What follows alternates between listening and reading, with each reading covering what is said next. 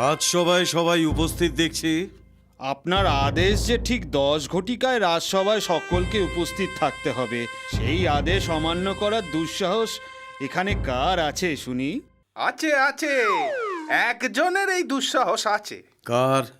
অপরাধ নেবেন না রাজামশাই, সে হলো গোপাল, আপনার প্রিয় গোপাল ভাঁড়।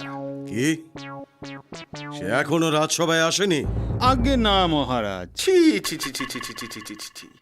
মহারাজের আদেশকে অমান্য করা, না না না না না না, এর একটা শাস্তি হওয়া উচিত। হ্যাঁ মহারাজ, সত্যি সত্যি ওর দৃষ্টান্তমূলক শাস্তি হওয়া উচিত।